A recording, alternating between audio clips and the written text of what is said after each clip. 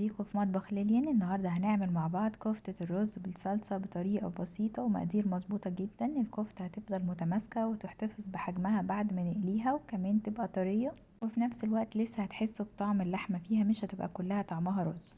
النهاردة أنا هعمل كيلو من اللحمة. لازم تكون اللحمة بتاعتكم لحمة حمراء. أنا استخدمت لحمة 93% و7% بس دهون. لو اللحمة فيها نسبة دهون عالية هتبتدي تكش معاكم وشكلها يتغير وانتوا بتسووها. على مقدار كيلو اللحمة هنحتاج نص كيلو من الرز. دول حوالي كوبايتين من الرز، غسلتهم كويس اوي وحطيتهم على فوطة لغاية ما نشفوا خالص، وبعد كده طحنتهم بمطحنة التوابل. كمان عديتهم على مصفى كده عشان اتأكد انها كلها ناعمة، بس الطريقة دي افضل بكتير من ان انتوا تستخدموا دي الرز المطحون الجاهز عشان بيطلعها مكتومة.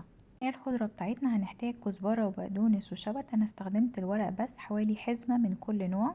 طبعا غسلناهم كويس ونشفناهم. وهنحتاج بصلتين حجمهم متوسط، انا استخدمت البصل الاصفر، وحوالي 5 أو 6 فصوص من الثوم. والتوابل بتاعتنا هنحتاج ملح وفلفل اسود، كمون وكزبرة وبابريكا وبهارات سبع او بهارات لحمة. في الكبة بتاعتنا هنحط البصل والخضرة ونبتدي نفرمهم مع بعض كده فرمة بسيطة في الاول، وبعد كده هنحط الرز والتوابل ونبتدي بقى نفرمهم لغاية ما يعملوا زي عجينة كده مع بعض. بعد كده هفضيهم في بولة واحط عليهم اللحمة، وبعد كده هعجنهم دقيقتين 3 كده بايدي علشان يختلطوا خلطة كويسة في الاول، وبعد كده نرجعهم تاني بقى على الكبة. طبعا ممكن نحط نص الكمية تلت الكمية حسب حجم الكبة بتاعتكم. نبتدي نفرمهم في الكبة لغاية ما تنعم خالص وتكون كتلة كده في النص. هتاخدوا قطعة كده تجربوها في ايديكم تلاقوها ناعمة جدا وبتتشكل بسهولة. بعد كده نجهز بقى طبق فيه شوية من الزيت ونبتدي نشكل الكفتة بتاعتنا.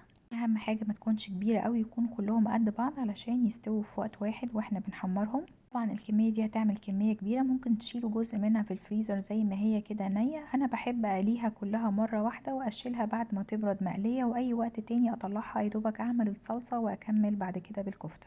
طبعا بالطريقة اللي انتوا تفضلوها. نبتدي بقى نقليها في زيت سخن.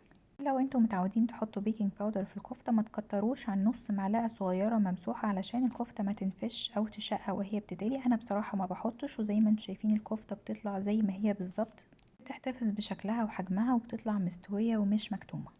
انا هكمل تحمير بقى بقية الكمية، وزي ما قلتلكوا انا هشيل جزء منها متحمر. نبتدي بقى نجهز الصلصة بتاعتنا. في معلقة من السمنة حطيت نص بصلاية مع فصين توم مفرومين، واول ما يصفروا كده حطيت الطماطم بتاعتنا. وهنحتاج ملح وفلفل وبهارات لحمة وبابريكا، ونسيبهم يغلوا دقيقتين كده، وبعد كده نحط كمية الكفتة اللي هنسويها ونسيبها بقى على نار هادية لغاية ما تتسبك والكفتة بتاعتنا تستوي على الاخر. انا سبتها حوالي نص ساعة على نار هادية لغاية ما الكفتة بتاعتنا اتسبكت واستوت كده وبقت طرية وجميلة، وقدمتها مع رز بشعرية. جربوا تعملوها وقولولي رأيكم. ولو عجبكم الفيديو ما تنسوش تعملوا لايك وسبسكرايب للقناة، واشوفكم في وصفة تانية. ثانك يو.